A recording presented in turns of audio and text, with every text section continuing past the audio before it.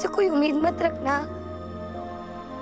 अगर तुम्हें लगता है कि मैं तुम्हारे लिए रहूंगी तो गलत लगता है। अब खड़े क्यों, तो जा क्यों नहीं रहे? जाओ तुम।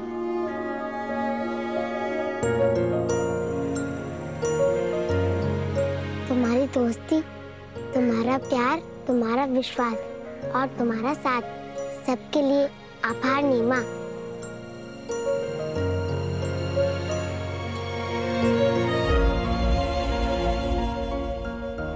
वो क्या है ना, ही मैं तुम्हें ईश्वर मानती हूँ, ना ही मैं तुम्हारी भक्ति करने वाली हूँ। तुम जाओ यीशु।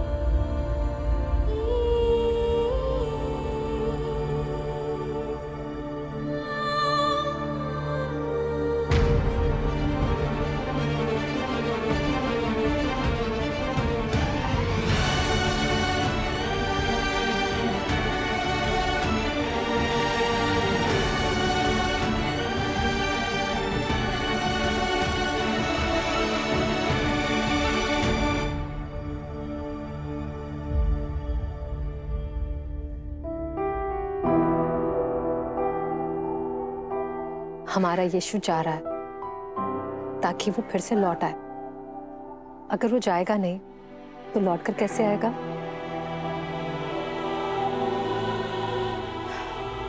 यीशु अपने तीर्थ यात्रा पर जा रहा है, इसलिए हम सबको उसे खुशी खुशी विदा करना है ना?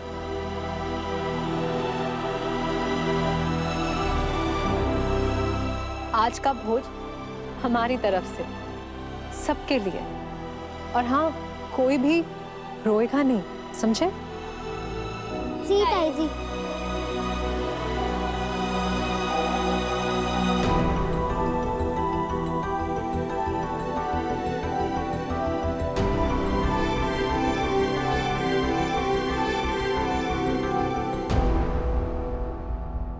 बच्चों को तो समझा दिया तुमने, खुद को संभाल पाओगी?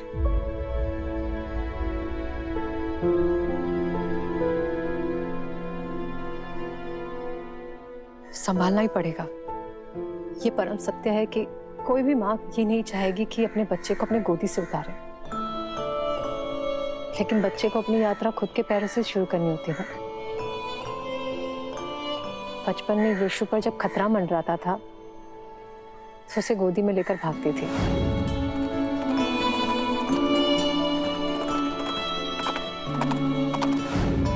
आज उसे गोद में लेकर भाग तो नहीं सकती, लेकिन उसके पैरों की शक्ति तो बन ही सकती है।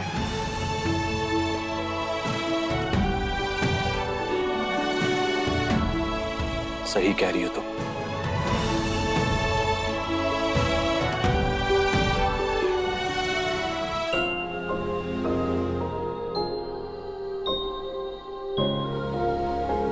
सारी तैयारी हो गई, यानी यीशु के जाने का समय आ गया।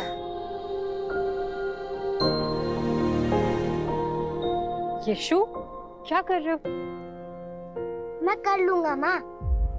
जानती हूँ तुम सब कुछ कर सकते हो। चलो बैठो।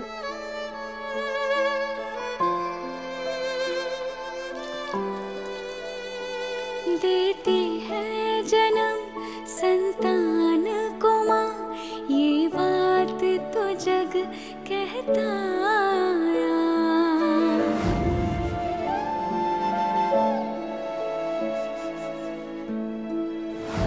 इस माँ ने उस दिन जन्म लिया, मेरी गोद में जिस दिन तू आया।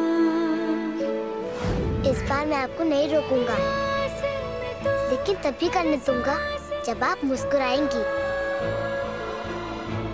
मेरे सत्कर्मों का बखान है तू, मेरी खुशियाँ अरमान है तू।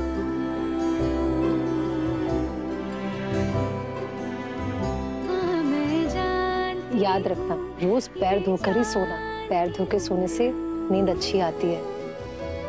और हाँ, पैर अच्छे से पोंछकर ही बिस्तर पर जाना।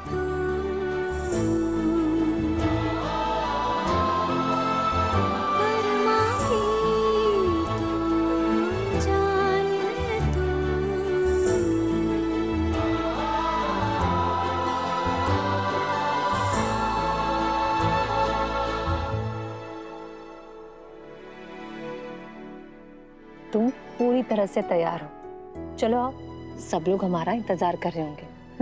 मैं तैयार नहीं हुआ माँ। क्यों, कुछ रह गया क्या?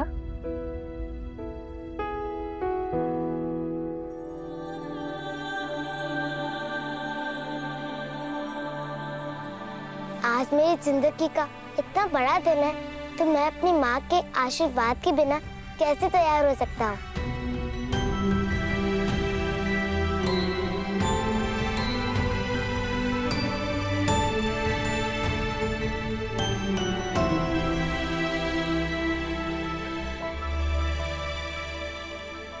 तुम्हारी माँ का आशीर्वाद हमेशा तुम्हारे साथ है बेटा।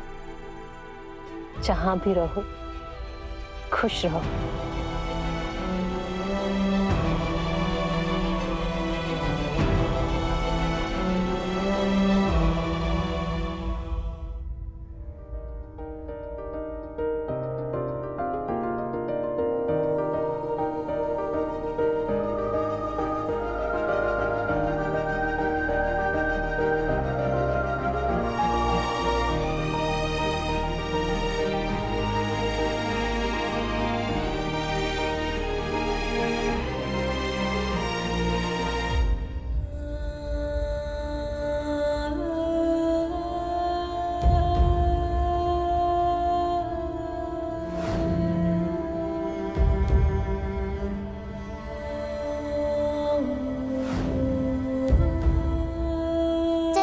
अब हम भोज शुरू करते हैं।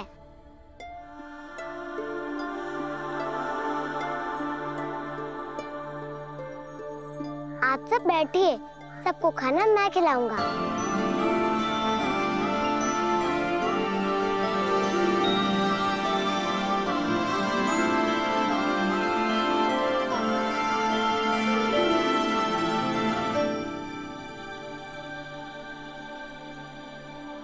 अब तो भोज अगली बार ही हो पाएगा भाई साहब। क्या मतलब? यीशु अपने हाथों से हम सबको खाना खिलाएगा।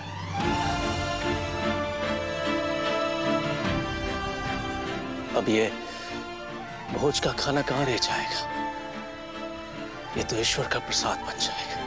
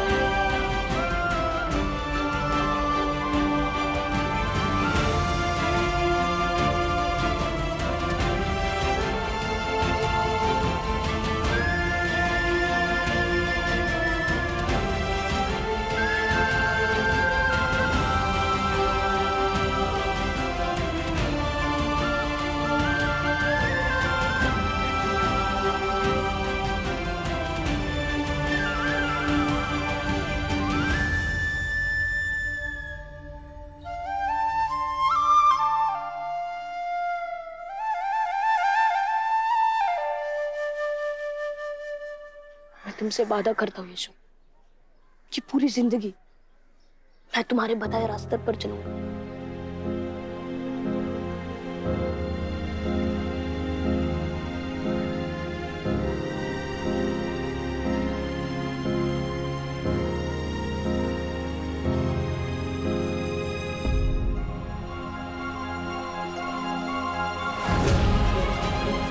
तो आ गया हमारा चिराग।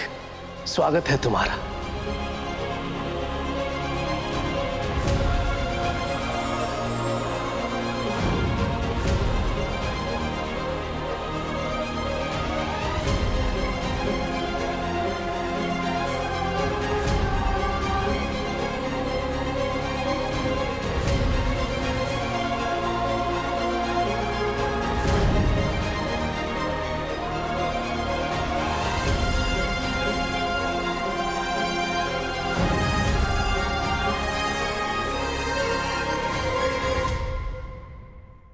सब कहते हैं कि देवदूत धन्य है, लेकिन आज मैं कहूंगा देवदूत नहीं, वो लोग धन्य हैं जिन्हें ईश्वर की संतान अपने हाथों से खिला रहा है।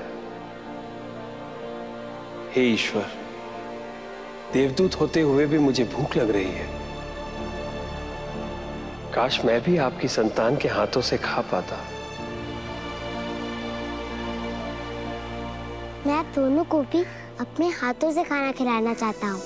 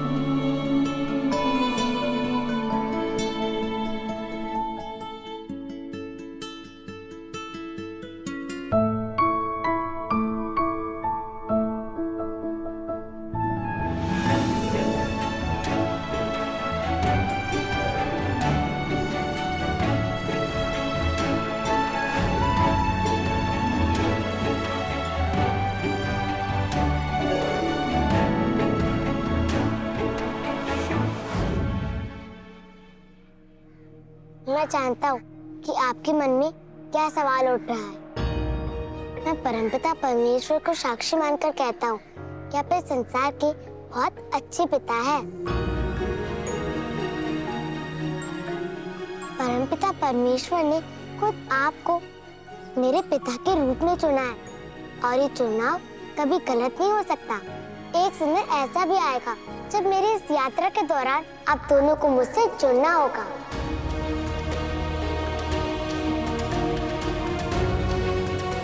तुम जब कहोगे बेटा, हम दोनों पहुंच जाएंगे।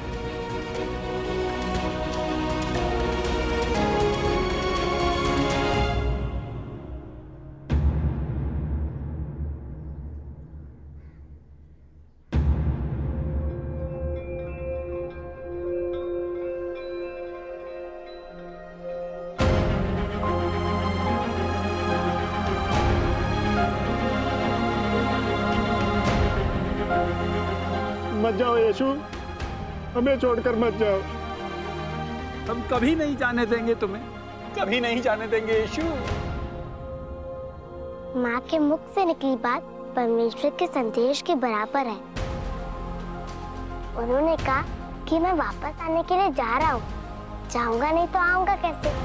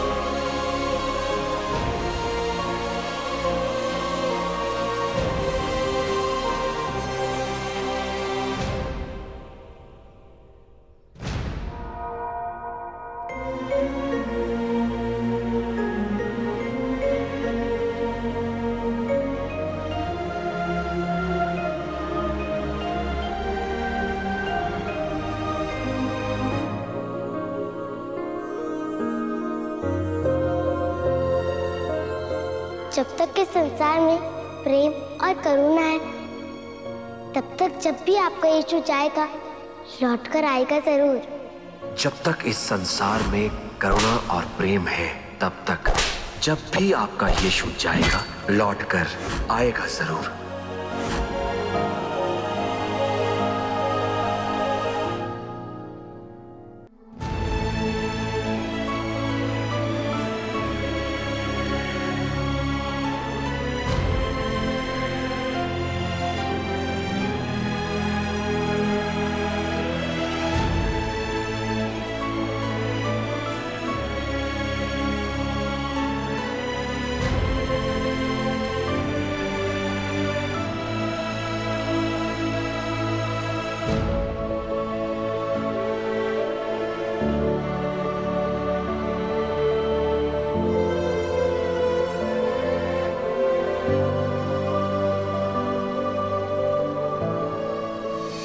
अपना ख्याल रखना।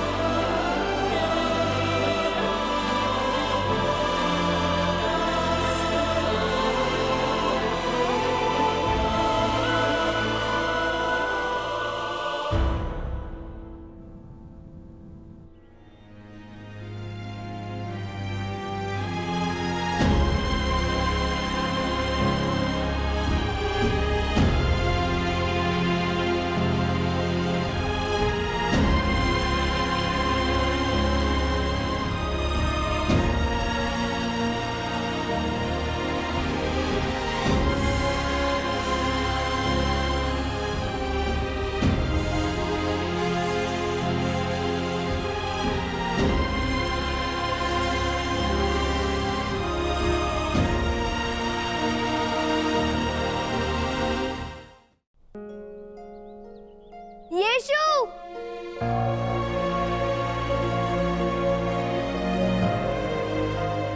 जाते जाते हमें कुछ ऐसा तो देते जाओ जिससे हम सब तुमसे जुड़े रहे।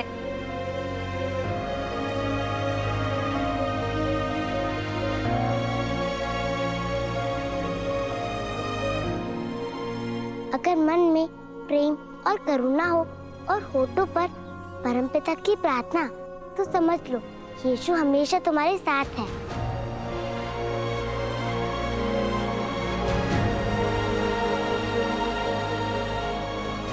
यीशु, जाते जाते सबको प्रार्थना तो सिखाते जाओ। जरूर, आप लोग ध्यान से सुनिए।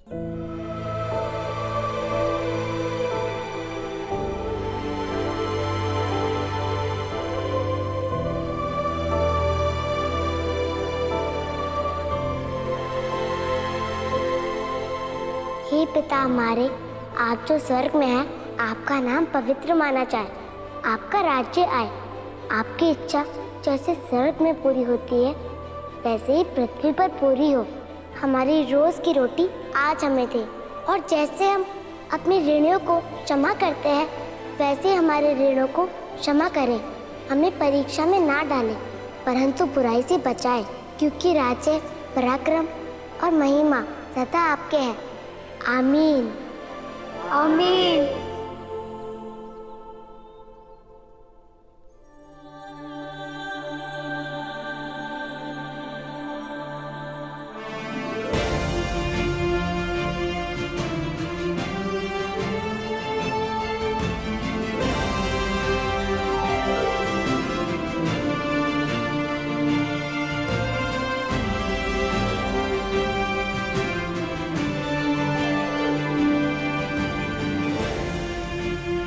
मेरे बच्चे, तुम्हारी माँ से ज्यादा और कोई भाग्यशाली इस दुनिया में नहीं। जानते हो क्यों? क्योंकि हर माँ को अपनी संतान में ईश्वर का अंश नजर आता है, लेकिन मेरा अंश वो तो खुद ही ईश्वर की संतान है।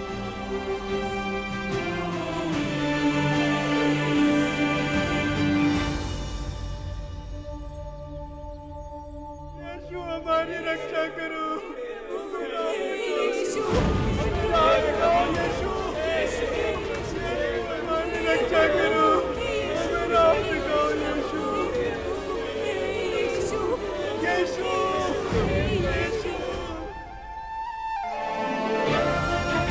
बस थोड़ी सी प्रतीक्षा और मैं आ रहा हूँ।